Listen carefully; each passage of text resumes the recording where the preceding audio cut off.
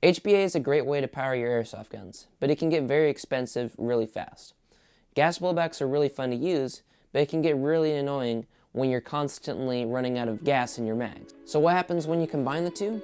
You get unlimited power to your gas blowback, as well as the cheapest way to get into the HPA ecosystem. What's up guys, it's Belty Airsoft, and I make discussion, review, and gameplay videos to help you have a better time in this hobby. So if that interests you, consider subscribing. So let's go over what you would need to convert your GBB to HPA. So first, you're gonna need your tank, which is gonna hold your air. Second, you'll need your line, which is gonna get your air to your gun. And then third, you'll need your regulator, which is going to control the output, or FPS, that your gun is gonna be shooting at. Instead of searching for each of these individually, I recommend going with the Amped Airsoft Starter Kit, which includes all three of these things in one package. I'll leave a link to the starter kit in the description. So that covers what you'll need for HPA, but what changes will you need to do for your gas blowback? You'll either need to get individual taps that will replace your gas fill valves, or you'll go with a mag adapter.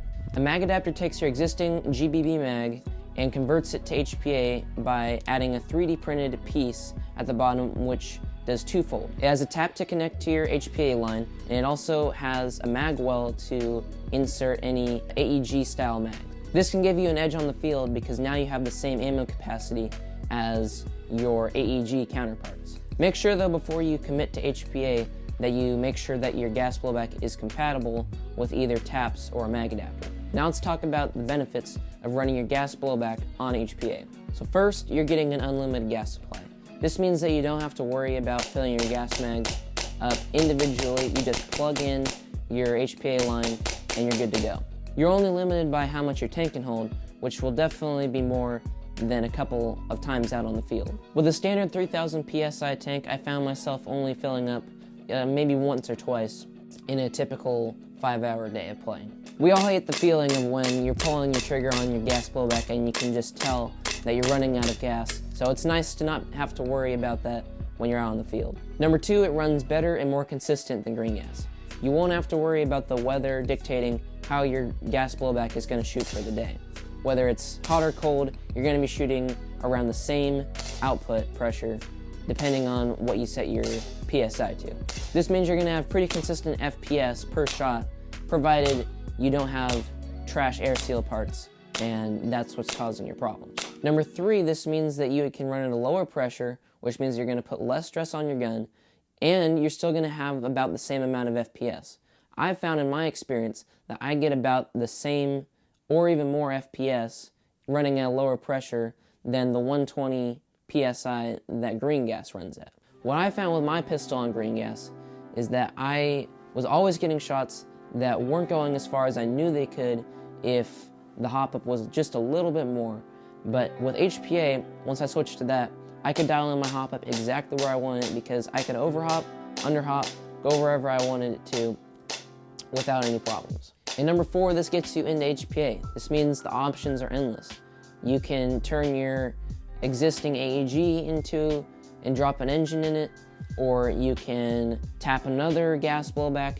You can, from here, you can turn anything into an HPA monster. Once you get that initial investment of a tank, reg, and line, the opportunities are endless. If you're getting value from this video, make sure to like and subscribe. My question to you guys is, how do you guys run your gas blowback? Are you running green gas, CO2, or have you switched to HPA?